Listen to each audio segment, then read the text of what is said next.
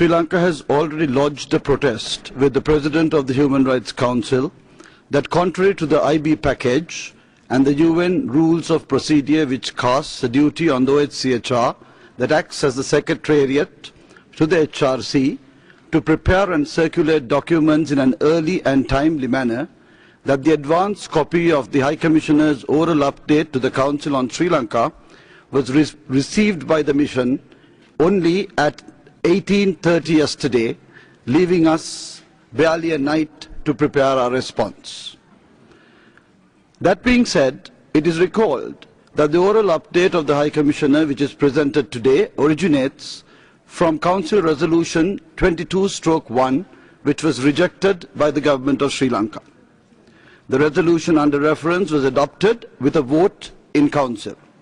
Our position is that this resolution is not the result of an objective assessment on the ground situation in Sri Lanka, but the outcome of a politicized process premised on a report which exceeded the mandate granted by the previous resolution 19/2.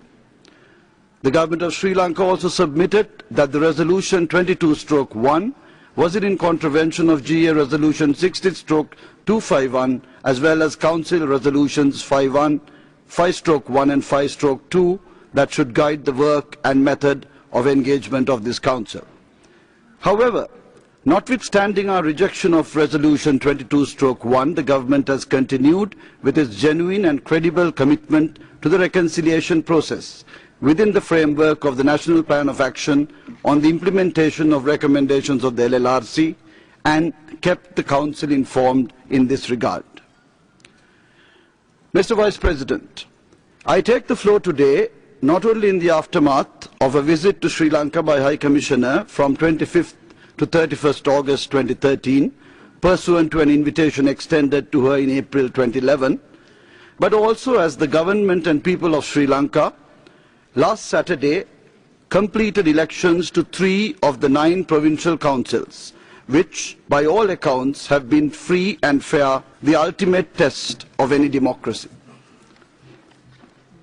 In it, 2 of the most populous multi-ethnic, multiracial provinces, the Northwestern and Central, were overwhelmingly won by the ruling UPFA coalition in office, with popular votes of 66% and 60% respectively, while in the Northern province, where elections were held for the first time since the introduction of the provincial council system in Sri Lanka in 1987, the ruling coalition received 18%, and leading opposition United National Party 0.68%, while the ethnic Tamil party, the Lanka Tamil Arusakatchi, secured 78%.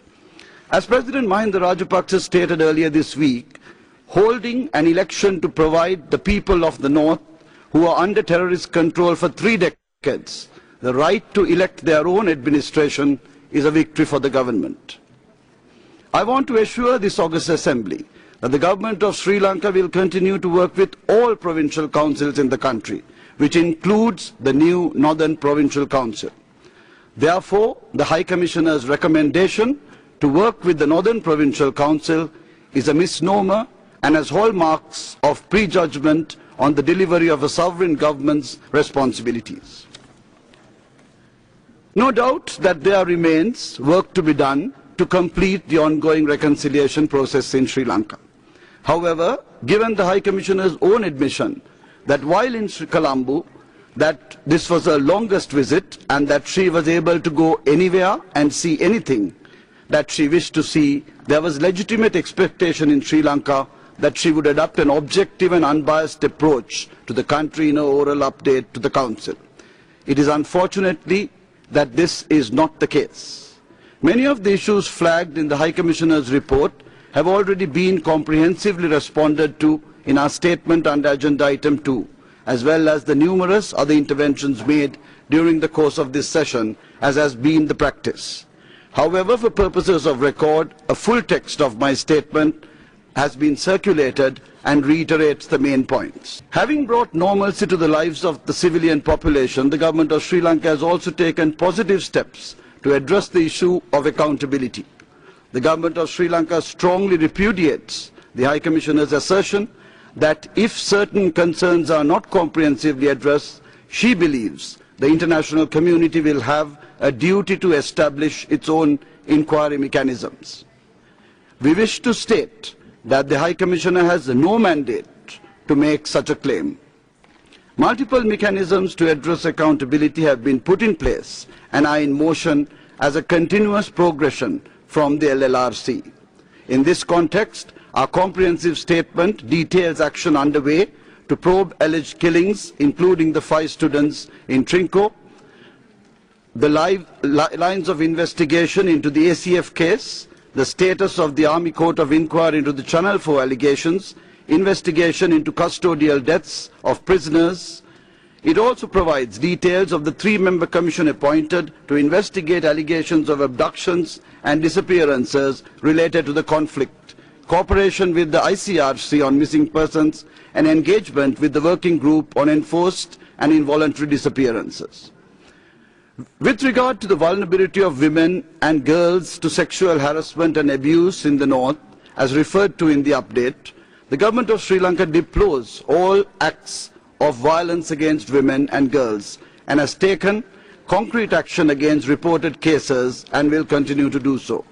It is noteworthy that a comprehensive study undertaken of incidents of sexual offences which have occurred in the north has revealed that out of a total 375 reported incidents during the conflict, 2007 to 2012, 11 incidents involving 17 security forces personnel can be... Please, sir, I'm appeal to you. Can you please respect the allotted time for your statement?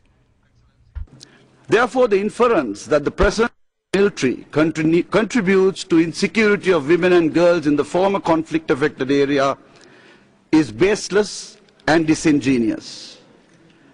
The issue of intimidation and harassment of human rights defenders was comprehensively addressed in our statement under Agenda Item 2. The government of Sri Lanka is fully committed to the protection of human rights defenders and have requested the OHCHR to provide us specific information with regard to the allegations. While the update refers to the abolition of the Constitutional Council via the 18th Amendment of the Sri Lankan Constitution, it must be remembered that the legislature enacted the 18th Amendment to address the infirmities that had rendered the Constitutional Council non-operable. I'm sorry, sir. Your Excellency, can you please summarize your statement?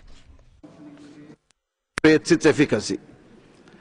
Mr. President, in this context, we strongly reject the unsubstantiated claims in the update that the rule of law and democratic institutions of Sri Lanka are being undermined and eroded. Mr. President, Madam Deputy High Commissioner, Sri Lanka has already scheduled visits of special rapporteurs to Sri Lanka, and we will continue to schedule visits in the future as well. GOSL also welcomes consideration of technical cooperation in the process of reconciliation, and possibilities in this regard have been detailed in our statement. Sri Lanka, however, notes that technical cooperation provided in full cooperation and consultation with the government of Sri Lanka must complement ongoing reconciliation processes. We also note that the unwarranted call for a truth-seeking mechanism would only be tantamount to duplication and multiplication of existing institutions and initiatives. In conclusion, Mr. President, the government of Sri Lanka strongly refutes the High Commissioner's view that the human rights situation in Sri Lanka remains critically important. As pointed out many times in this Council by my delegation, the disproportionate attention paid to Sri Lanka, largely at the behest of parties with vested interests, considerably complicates the ongoing delicate process of reconciliation. Madam Deputy High Commissioner, Sri Lanka is not a situation that requires the urgent and immediate attention of the Council. Sri Lanka needs to be encouraged, not impeded. I thank you.